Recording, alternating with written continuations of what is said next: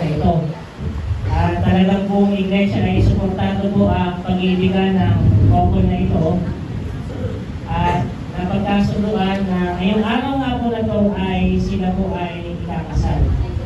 So dumaan po kami sa counseling at kami po ay nagkasundo na mangyayari po ito sa kalooban po ng Panginoon.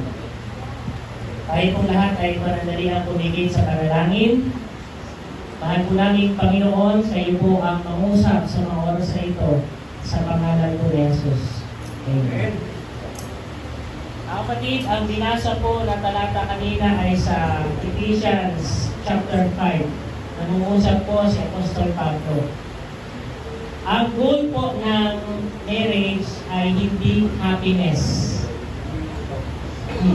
Medyo nasa ano. Sorry to say, kahit tanongin ninyo mag-aasawa, ang goal sa ngayon sa Bible ay holiness. Because happiness is just the result of your holiness. Dahil maraming tao, nandyan lahat, halos sa kanila, kasikatan, pera, at ano pa mang bagay, pero hindi pa rin masaya ang kanilang family life. You know why? Kulang sigal sa kanilang sentro ng pagmamahalan. So this is all about sanctification, not only satisfaction. Sabi ng ilan ay, ang pag-aasawa daw ay sa una lang mahirap. Tapos patagal ng patagal ay pahirap na ng pahirap. Kaya, tinatanong ko kanina si Hart, diretso ba tayo? Sabi niya, kinakaman ang pastor na masaya. Maganda, may saya talaga. Sa akong ito ay gusto kong linawin ang mga stages na pagdadaanan ninyo. Ang unang stage, yung jowa stage. Nangungusap po ko sa henerasyon ngayon, pasensya na po sa mga henerasyon sa mga nakaraan. Jowa stage, ito po ay pinapakita yung best behavior, best dress, best clothes, best perfume, pinakagwapo, pinakamagandang itsura. Almost no conflict. Magkasundo, bibihira. Ano po yung conflict sa isang relasyon? Ito po ay exposure. Alam niyo, mga artista gusto nila ng exposure. Sa mga nag-vlog, gusto nila exposure kahit sunugin na yung katawan nila, busa na gasolina, basta may expose sila. Ang exposure, may naitutulot na maganda sa relationship. Doon ka mag-grow dahil kinakailangan mong may gawin ka sa bagay na iyong natuklasan. Kung kayo ay merong kasintahan at nagdududa ka pa kung siya nga ba talaga, etong itanong niya sa inyong sarili. Honestly, gumising kayo na mga madaling araw, mag-pray kayo, tapos tanongin niyo sarili niyo, siya na ba talaga yung gusto kong makasama habang buhay? Ang unang sagot mo ay parang hindi. Huwag mo lang tuluyan. Pero pag sabi mo, yes, in spite na may mga nakikita ko mga red flags, sabi pa rin yes, ibig sabihin, willing ka maging sacrifice alang-alang sa pag-ibig na iyong pinaglalaban. Alam niyo po, ang kasal o pag-aasawa, pag hindi ito buhay paraiso, ito yung buhay impyerno. Maaari itong isa maging bilangguan nang wala ng kawala. At alam niyo naman sa daigdig natin, ang Vatican ng Pilipinas ang wala pang divorce. Annulment, napakamahal. Pero hindi iyon itinuturo sa ating iglesia bilang ina-advocacy natin. Ikalawang stage, meron tayong tinatawag na romance stage. Ito yung honeymoon period. Sa bansang Israel, kapag kayo ay sundalo, pauwiin ka ng general. Bago kasal ka, uwi ka doon sa asawa mo. Kasi baka mamatay ka, iba yung makinabang. So, isang taon, magkakaroon kayo ng honeymoon stage.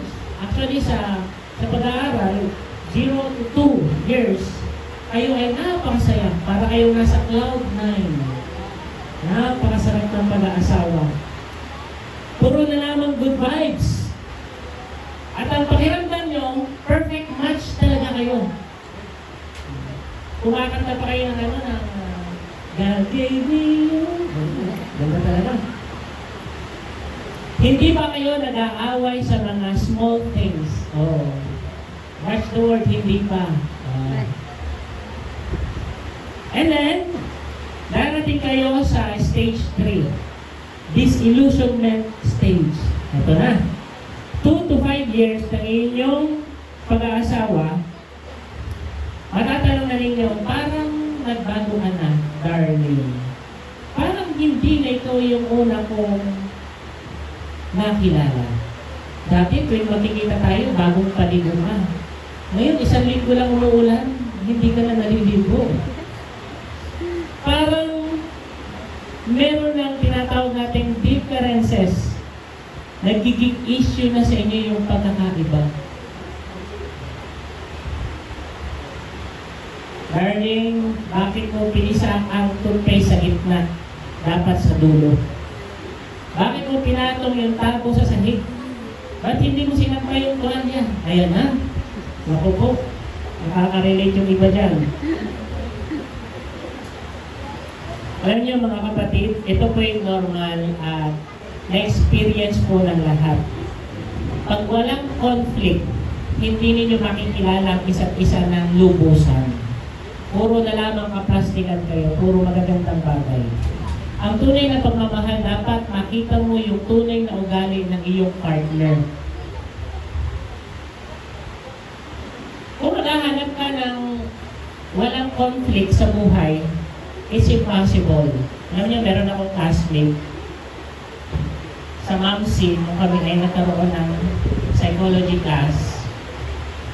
Ang naging problema pala niya, hindi siya inaaway ng asawa niya. Kahit magsulog siya ng sinaing, kahit tambak niya yung plato, hindi siya maglaba, kahit gabi siya umuwi, nakangiti ko rin yung asawa. Sabi ng teacher namin, ilang taon na ito nangyari? Halos 10 years na po.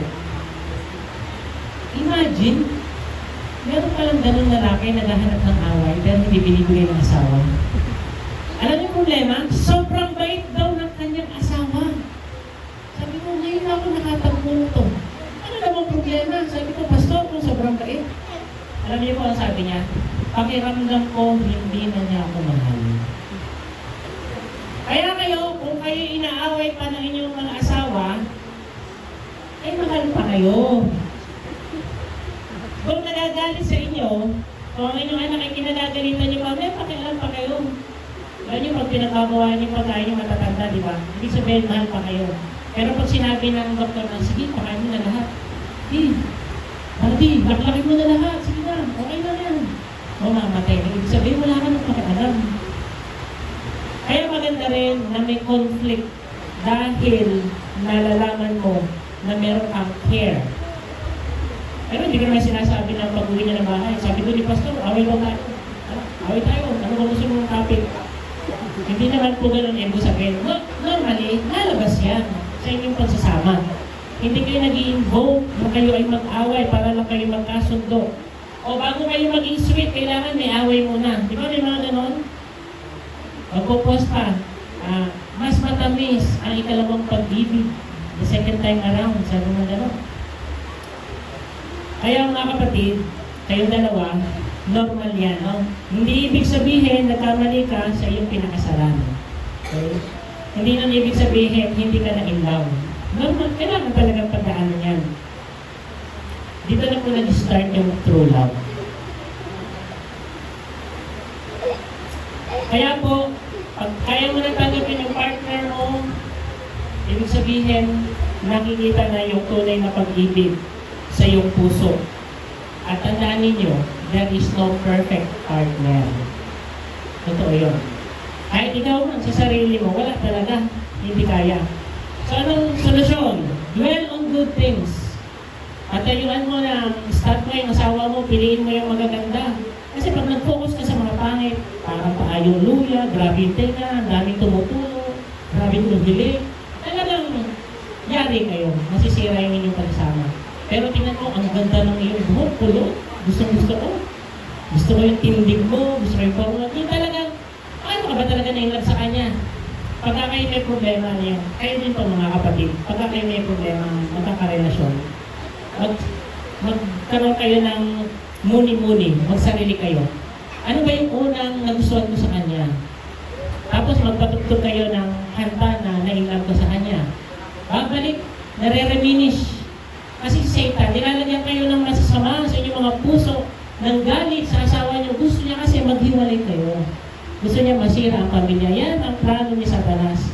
At huwag ninyong papatulan yung bagay niyo. Ika-apat, yung tinatawag na power struggle stage. 4 to 7 years na kayo mag-asawa. Ito na, lalabas na yung clash of wills. Saan tayo titira? Anong trabaho natin? Mag-invest ba tayo mag-iipon? Ito na yung tinatawag na ego, pride, na lalabas sa inyong dalawa. Sasabihin mo sa sarili mo, parang gusto kong bumalik sa sarili kong dati. Mahal, magpapahinga muna ako. Hahanapin ko muna yung sarili ko. Yun, yung mga katagaan na gusto lang lumayo. Delikado yan. Alam nyo, there is no rewind in life. Only improvement. Yan ay dumadating nang sa ganon, ma-improve ninyo ang inyong relationship. Kinakailangan ang solusyon dito ay mutual submission. Lagi ang sinasabi, happy wife, happy life. Dagdagan nyo, happy husband, happy life din. Hindi lamang single ang dapat na masaya. Lahat masaya dapat sa pag-aasawa. And stage 5, meron tayong tinatawag na stability stage. Kapag kayo ay 7 to 15 years na married, life ninyo, better teamwork na. Meron ng acceptance. Tanggap mo na siya ay ganito, tanggap mo siya ay ganyan. And then, predictable na yung routine ng inyong buhay. Hindi na kayo nag-away kung sino magbukas ang plato, kung sino maglalaba o sino magsasampay. Meron na kayong usang manok na pag hindi kaya ng isa, ako nang bahala. Kanina, hindi ko na talaga kaya maghugas ng plato. Pag-isip ko, hugas na. Salamat naman sa asawa. Noong mga unang araw pa, talagang, schedule lang tayo. Di ba? Talagang mahirap. Pero ngayon, nag-a-adjust na yung true love, nakikita na, stable na. At alam niyo mga kapatid, huwag sanang dumating sa tinatawag natin complacent. Yung okay na yan. O kaya ay, wala na, ganito na. Stack up na. Alam niyo po kung bakit? Wala na yung sweetness, wala na holding hands, hindi na nila inasikaso yung romantic life nila, at nag-fade na yung pagiging sweet. Hindi na kayo si Romeo and Juliet, kayo na si Dodong and Inday. Gatas ba o renta sa bahay? Yun na lang ang inasikaso. Unang-una, kayo pinagsama ng Diyos, hindi para magbayad ng bahay o gumastos ng kurano at mag-asikaso ano. Pinagsama kayo ng Diyos, unang-una, magmahalan. Secondary lang lahat ng bagay na inyong nasa paligid. Meron na kayo niyang emotional distance. Isang bahay, pero kabilang mundo. Parang magkalayo. Hindi nag-iinitan. At masasabi na ninyo, boring na yung relationship. Hindi mo na alam yung dream mo, hindi mo na alam kung ano yung magpapasaya sa'yo. Ano nga ba ang sasaya? Parang hindi ka nakinikilig, pag dinalang ka ng block na, hindi na ganun makilig, hindi kagaya nung kayo ay mag-jowa stage pa lamang. At dito, dadaan yung tinatawag nating malakas yung puso. Kinikilig ka na sa chat ng iba. Delikado po. Not necessarily a person. Maaaring tapat ka, loyal ka sa iyong asawa, pero ikaw ay mas gusto mo pa yung mag-basketball, o magtrabaho, maghapon, magdamag. O kaya meron kang pinaliwang laro, hindi ka na nagbababae, pero yung iyong oras ay nasa ibang bagay at ginanakawan mo ng kaligayahan yung partner mo kasi hindi ka na masaya sa kanya. Mas prioritize na iba sa kanya. Hindi mo kinakailangan ng babae para masira yung married life mo. Gumawa ka lang ng ibang bagay at isang tabi ng asawa mo, swak, sira na yung iyong pag-aasawa. So love is not automatic. Kinakailangan ko ng effort. You have to work it out. Kahit man po si Jesus Christ nag-effort, and the greatest effort of love I've seen in the world, ay binigay niya yung kanyang buhay. pinapako niya yung sarili niya at binuhos ang kanyang dugo dahil sa kanyang pagmamahal. Number 6, and this is the last commitment stage, 15 to 25 years old. Ito na yung deepest loyalty. Hindi na po pinag-usapan yung kilig, pero kayo ay committed. Mas mahalaga yung committed kaysa kilig. Pag hinahanap niyo yung kilig sa pag-asawa niya, hindi ibig sabihin hindi na kayo in love. But if you are committed, kahit walang kilig, you will still serve your wife, your husband, your spouse. Mamahalin mo pa rin siya. Ito tinatawag natin midlife crisis. Ano ito? Kapag malaki na inyong mga anak, tapos parang wala na kayong saysay. Parang hindi mo na siya paliliguan, hindi mo siya alagaan, tapos kayo na lang dalawa, you will feel emptiness. Kasi hindi na kayo nagliliguan. Wala na sweetness. Dito na papasok yung promise sa altar. That sa sinasabi ninyo sa altar na sa sakit man, sa kasalanan, o sa kamatayan, iibigin kita habang buhay.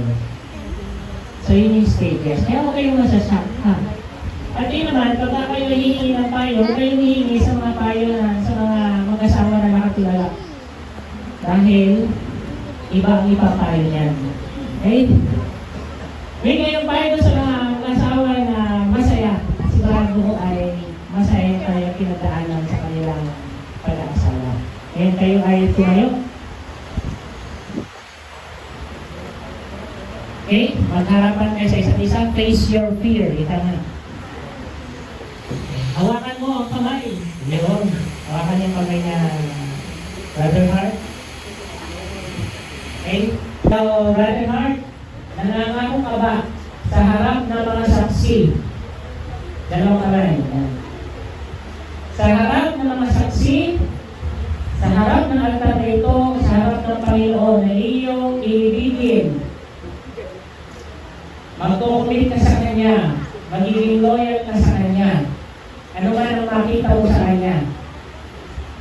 Sa buhay man at sa kamatayan, sa sakit man at pagdurusa ng iyong buong buhay. Ikaw naman babae, Sister Cherry, nangangako ka ba sa harapan ng mga saksi, sa harapan ng Panginoon, na ano man ang iyong pagdaanan sa iyong mapapagsawa ngayon, ay tatanggapin mo siya sa sakit man, sa kahirapan, sa kayamanan, sa pagdurusa, at sa kamatayan. Okay, saksi po kayong lahat, mga kapatid, ha?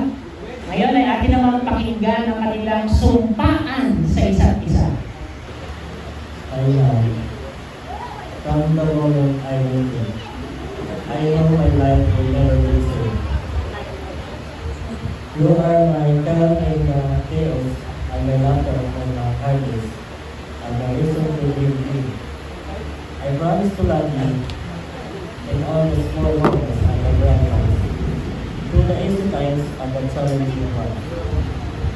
I vow to be your very fun, your partner in every adventure, as your safe space in the world is living. I choose you today, tomorrow, and every day, after, not because I have to, but because loving you is the best choice I ever did. Within my heart, I am yours forever and I love you. Ikaw naman. Hawakan mo siya sa kamay.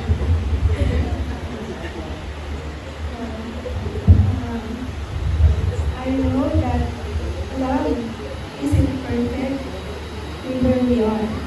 Pero hanggang kaya ko at may lakas ako, hindi ako bibitaw, mananatili ako sa laban natin at mananatili ako sa Panginoon. At patuloy tayong magmamahal. Mahal kita palagi. Yun! Palagi.